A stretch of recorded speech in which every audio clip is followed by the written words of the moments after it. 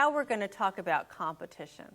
And on the screen you'll see a picture of two things that look alike to the untrained eye. You've got a real baby and then you've got a doll. They may be dressed alike. But this is an example about how competition is not as it always appears. So to the untrained eye, folks may look alike. How you differentiate is very different. And you need to think about how you separate yourself from your competition.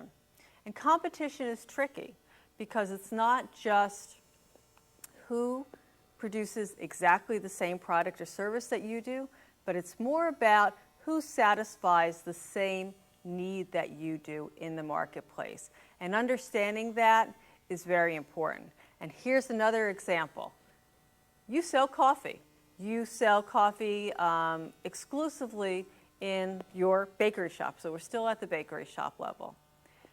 And you don't think you've got competition because there's nobody else selling coffee within a mile of your shop, which would be a nice situation to be in. Pretty unlikely, though. But let's say that has happened. You've convinced you've got no competition. But then you have to think further.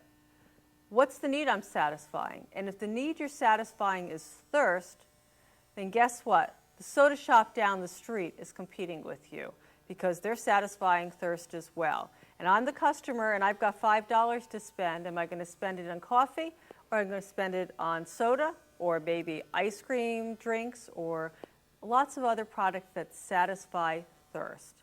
So you need to really think carefully about who your competition is and position it not on your product but on the need and value and service that you provide. You also need to think in terms of inertia.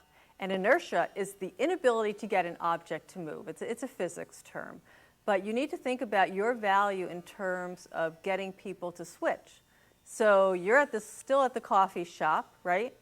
And how do you convince people who are always at the soda shop to come to the coffee shop? What's the value you provide? Is it the Wi-Fi? Is it maybe the muffins? Is it something that gets them to make a change? Because making change is difficult, and you really need to add extra value to get people to change.